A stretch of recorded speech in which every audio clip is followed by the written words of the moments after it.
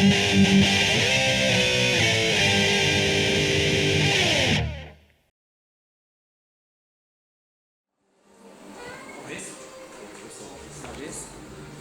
first question, Nergal, how are you? Actually,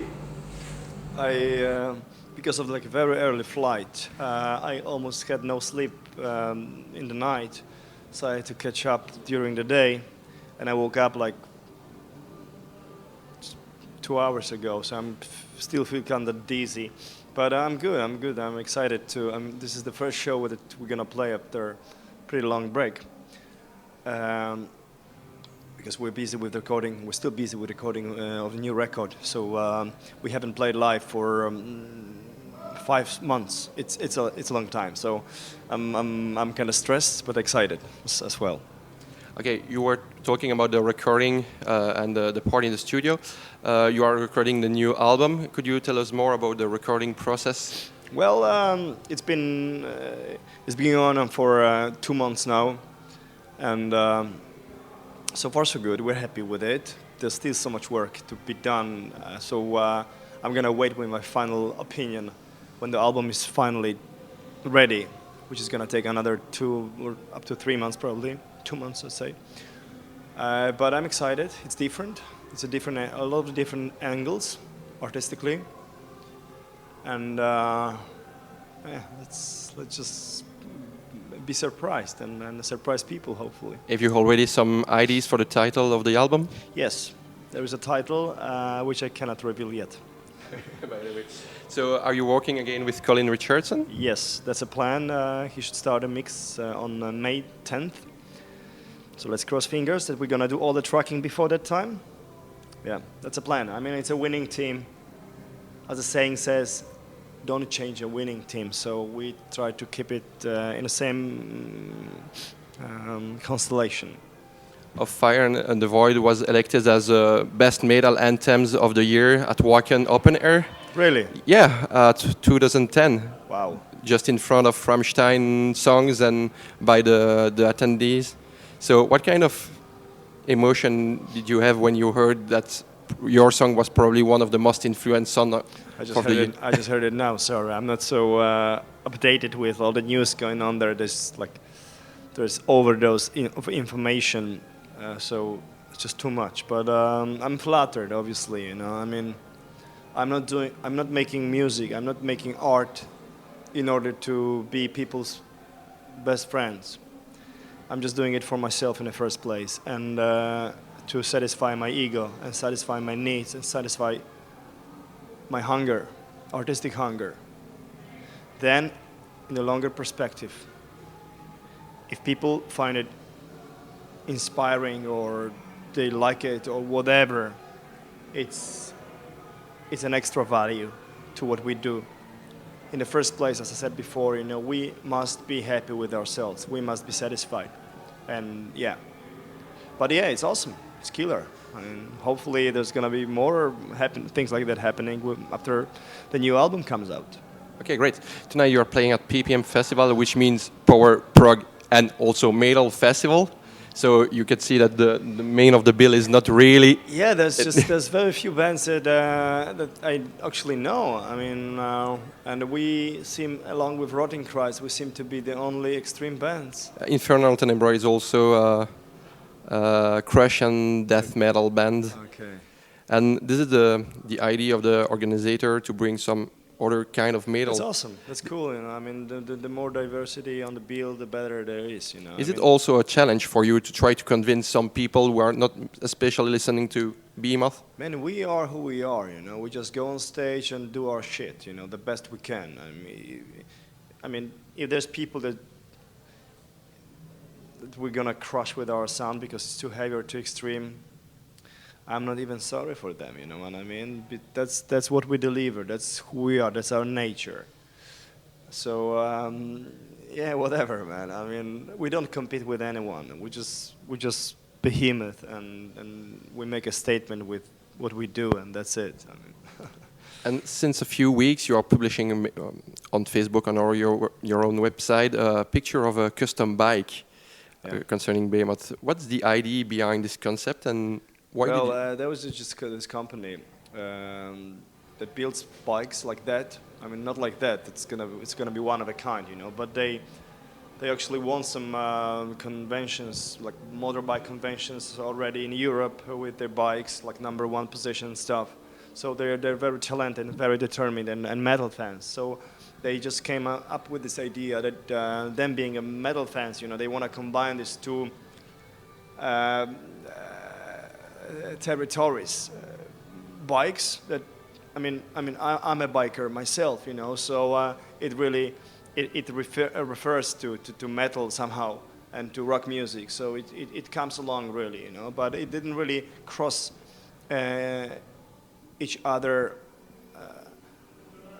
that much in the past, I would say. I mean, like when you say Judas Priest, you know, you think of Rob Halford riding a bike, you know, during Painkiller, whatever, which is awesome, you know. That's what I'm saying about.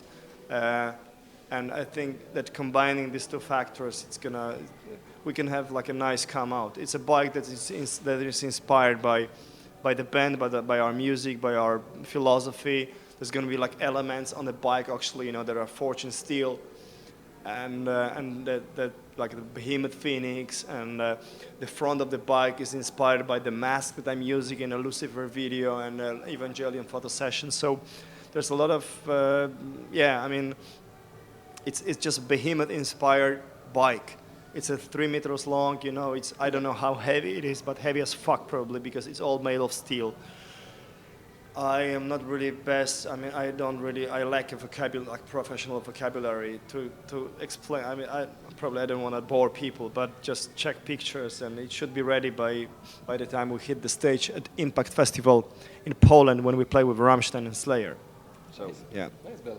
So I saw that somebody bring your books to the signing session. So is only available in a few languages. Could we expect? No, it's actually still in Polish. It's only in Polish, and we're working on an English edition, and hopefully it's going to come out probably in 2014. What was the reaction of the Polish fans when you released the books? I made a lot of new fans actually, you know, by releasing that book. You know, there's a lot of people that are not so much interested in my music because it's too extreme for them, but they are interested in me as a person and what I have to offer as people.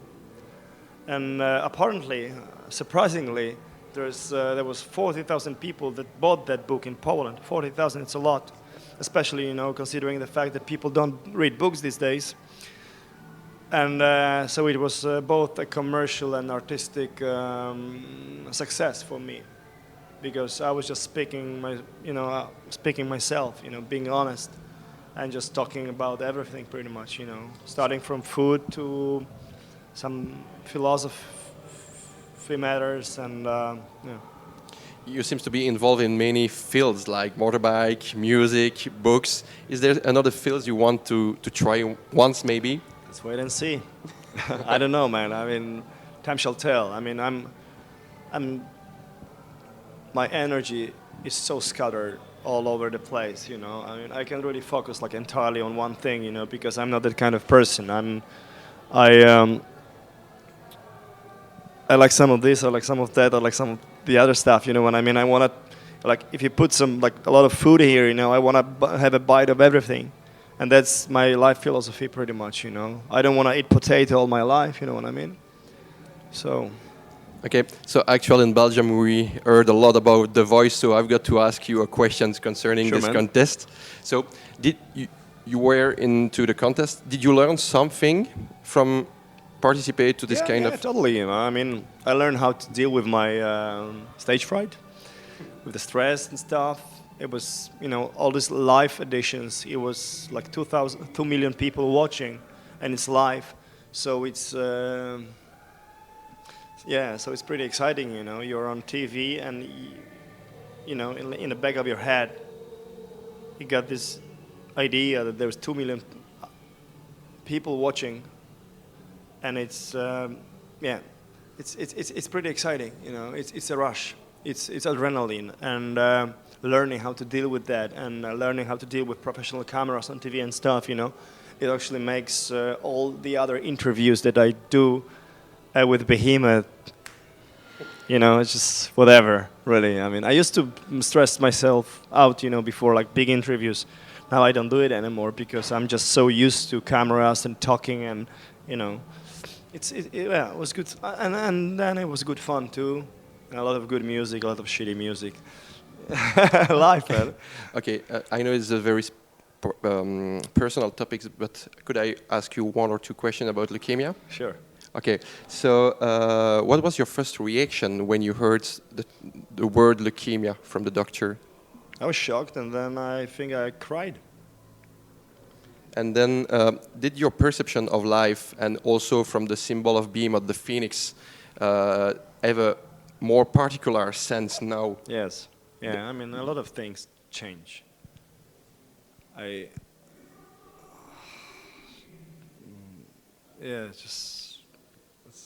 It's very difficult to explain that, you know, in few sentences here, really. I mean, but definitely your angle changes a lot.